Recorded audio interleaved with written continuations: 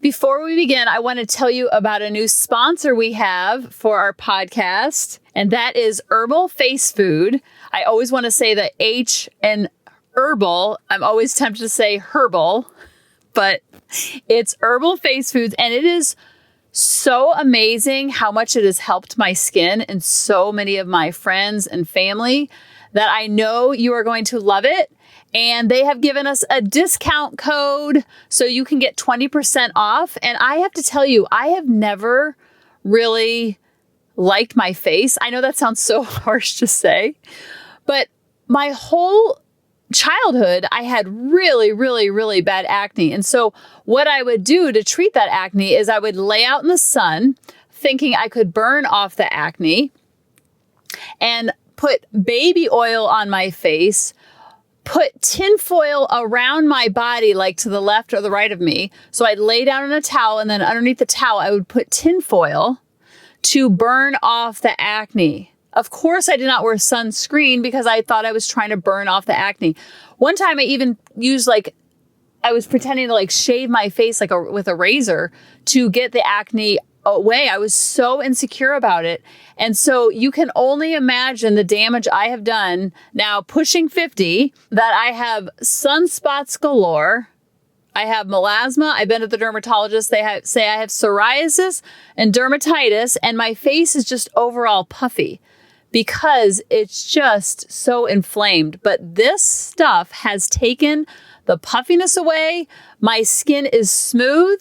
I am actually showing up in videos.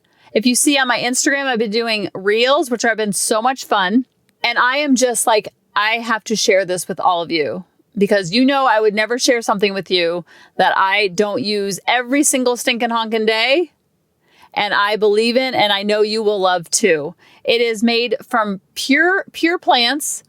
It actually uses antioxidants in the serum to help with things like melasma, age spots, puffiness, dark eye circles, wrinkles.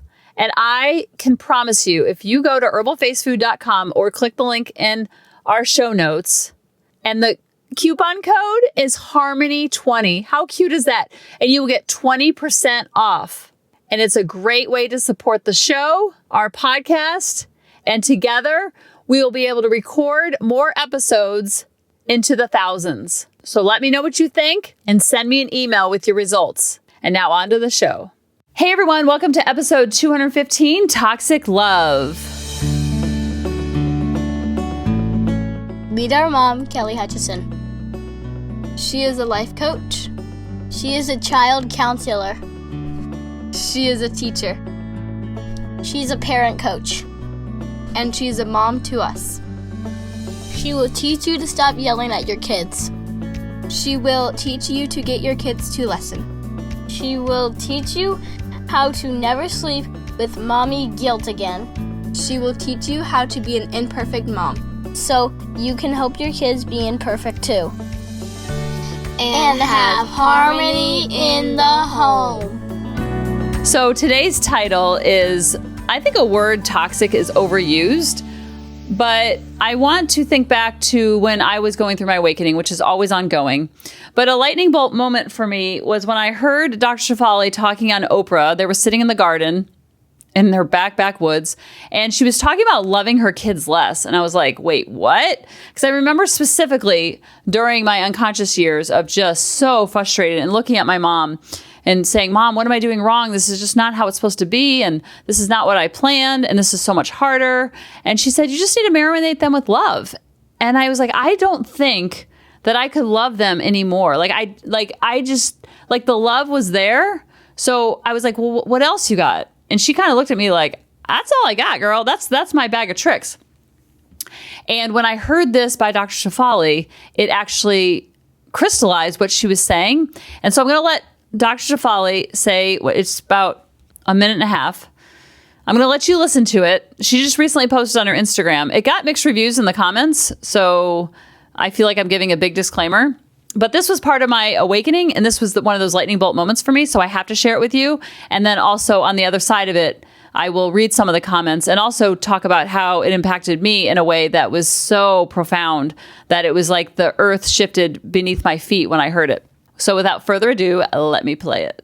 So I tell parents, love your kid a bit less because the love is messing this up, because love is blind. And what that means is not that it's unconditional. It's truly blind. You're not even seeing the child in front of you. You're just so consumed by your need to be loved back, by your need to feel love yourself. It's all about you. So let's put love aside. And now let's talk about consciousness. Because love without consciousness becomes need, dependency. It becomes control in the name of love.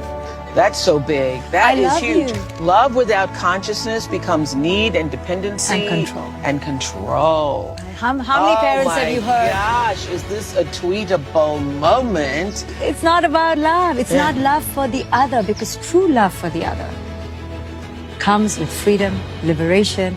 It comes without any condition, without any hand asking for something back. Now, I heard that and I was like, wait a minute. I'm getting mixed messages. I'm supposed to love them. I'm not supposed to love them, but I can't turn off the love. What she was saying, and I think what got misconstrued in the comments of why people would say, I'm sorry, but I do not think that means love them less. One is codependency and one is love, very different. So another one says, what crazy BS is this? Love your kids less? I'm sorry, no. I'm going to love my children unconditionally and raise them and parent them in a godly way. And I was like, yes, you're talking about the same thing. What she's talking about here is that when we love with conditions, and we love from a place of need, dependency, and control, that is where we get hosed up. And that's where I was so unconscious. And that's where my reactions were coming from. These huge reactions were coming from this place of need, dependency, and control. A lot of codependency was coming out in me. A lot of need for control. A lot of this enmeshment love that I needed them to act and be in a certain way so I could feel like a good mom. Because I was so afraid of messing it up. So I was parenting from this fear-based place, and that's essentially where I was messing it up. So I don't want you to hear this clip and say, okay, just leave them in the rooms and let them fend for themselves and on screens.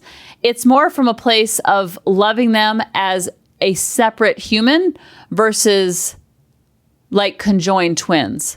And one of the commenters totally gets it. And she says, I like that. You are advocating for children to be their own person.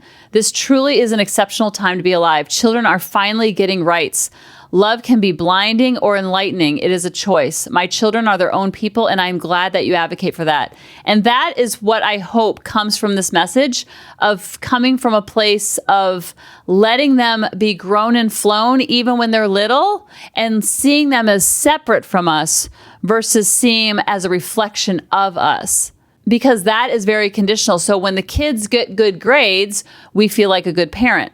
Well, what happens when the kids don't get good grades? And I'm just using grades as a very tangible way to describe what she's talking about, of this unconditional love, loving without conditions, loving without control, loving without need, loving without dependency, loving without all the control.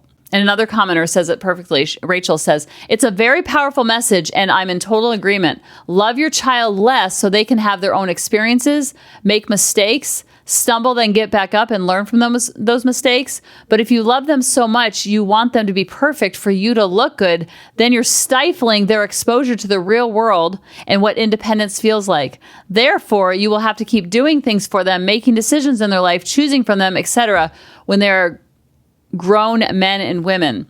So when we see this on the little level, then it's much easier to let go, but you're not letting go in a way of just deserting them and putting them on an island. You're loving them with consciousness. You're loving them like you love your niece and nephew.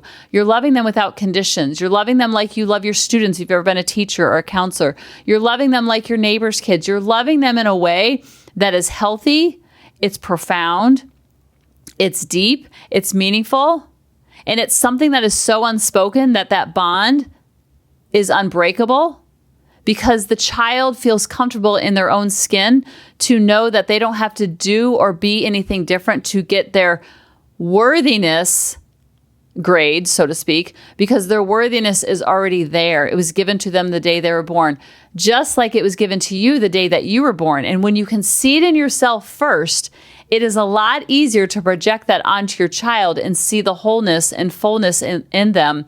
And you can still guide, and you can still coach, and you can still be there as a mentor. but you're not there in a needy and graspy way where they feel like they have to do something to earn it, to earn their worthiness. So they know there's no dimmer switch. It's kind of like when I remember the moment I was passing by Quiet Waters Park. I was about in 7th grade and my mom said, you could rob a bank and we would still love you. And that is what she means by marinating them in love. Loving them in that pure wholeness that they don't have to do anything to earn it. They're not like a puppy that needs a treat when they sit and behave. And this is what pure detaching the ego feels like and looks like. If you've ever babysat a child, you know that a child does not always act and be in the way that they should be, but it's because they're so little. They're still growing. They're going to make lots of mistakes. But we are not the end-all, be-all, know-it-all that can save them from all those mistakes. When we lean into their mistakes, we allow them to. We're not freaking out because they're freaking out or they're learning how to manage their emotions. And I will tell you, when you give this gift to your kids, they give this gift to themselves. Because then they can kind of take a deep breath, not so eggshelly, and settle into that safe and secure, non-wavering love. I think that's a good way of saying it, non-wavering. It's not up, down, based on like they're a dog and pony show. We cannot get our worthiness from our kids, just like they can't get their worthiness from us. They will look to us first, but when they know that they're a child from God, that they were given that gift when they were born, then they settle into it and they're comfortable making mistakes. They're not so skittish and scared to make a mistake because they're going to get in trouble. We're in a really big volleyball tournament right now, and we were playing another team, and the other coach on the other team, they were like from Colorado or something, was so angry at the kids who are 14, 15 years old, by the way, so angry when they would mess up, that every single time they made an error, which in volleyball, you make tons and tons of errors because everything happens so fast and they have to make split-second decisions and the ball is going so fast and you just never know what's going to land and how the other teammate's going to knock it over to you or bump it over to you or wherever the terms are. And I saw the skittishness and the scared eyes when they did mess up. They already felt bad enough that they mishit the ball or had an error or dove and missed it.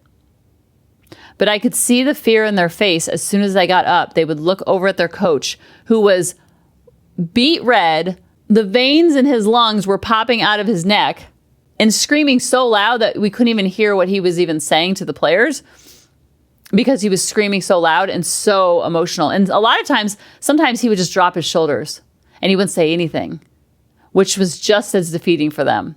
I could see the players and their faces would just drop as soon as they messed up, and they would look over the sidelines, and there he was, either yelling and screaming, veins popping. So he's actually super hot, which we talk about all the time in the Be Cool. He was acting super hot, and then they felt bad. Or he was acting super cold, and he was just dropping his shoulders, turning his back, walking away, putting his arms up in the air. And he didn't have to say anything, and the girls knew. They got in trouble every single time that they messed up. But guess what happens in volleyball or in any sport or in any life? Because sport is just a reflection of what goes on in real life. You learn about teamwork. You learn about failing forward. You learn about grit. You learn about hard work. You learn about doing things behind the scenes that are going to help the team. You also learn, conversely, how much everything is 50-50. Because if you've ever been on a team before, you probably lose 50% of your games and win 50% of the games. And you probably play well 50% of the time, and then not so well 50% of the time. So it's really a reflection of what goes on in real life, just on a smaller scale. Sometimes you'll have coaches that you love and you just bond with and you just do better because of your coach. Or sometimes you have a coach like the other team had today and you're walking on eggshells and it's not a good match. It's not a good personality match where you might be scared to write that email and forget the semicolon.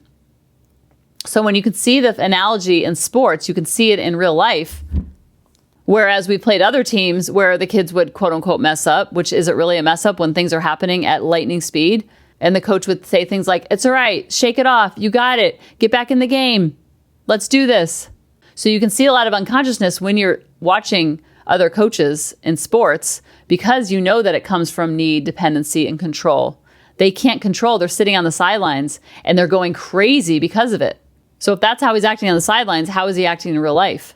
So how are we acting on the sidelines of our kids? And how are we loving from a place? She talked about being free and liberated. Because when we give that freedom and liberation to ourselves, then we give it to our kids. But we come from need, dependency, control, and that enmeshment. That's where we put all these unconscious conditions. Remember, it's all done unconsciously because we're so afraid of messing it up. We're so afraid of being a bad parent that we can almost manifest being a bad parent in that thought of, I'm so afraid of messing it up. And just like in sports, when they're afraid to mess up, I guarantee they're more likely to mess up. And when we're afraid to mess up as a parent, we're probably more likely to mess up. So when we come from that place of freedom and liberation from ourselves first, that we can't mess this up, then we give that gift to our kids, that there's no dimmer switch. It's unwavering. You're going to make mistakes. You're going to have a hard time processing emotions, just like I do, just like we do. And then we can normalize it for our kids so they're not so scared to mess up and not so afraid to look on the sidelines, where they gravitate towards us when they mess up, like, hey, what do I do? Versus, oh, let's not tell mom. Let's not tell dad. They're going to freak out. They're going to lose their mind. Their veins are going to pop out of their head. They're going to drop their shoulders. They're going to turn their back. But when they know that it's unwavering and unconditional, without conditions, then they can settle into their own skin, have peace within, and with that, you'll have more harmony in the home. I love you guys, and I'll talk to you next week. Bye-bye.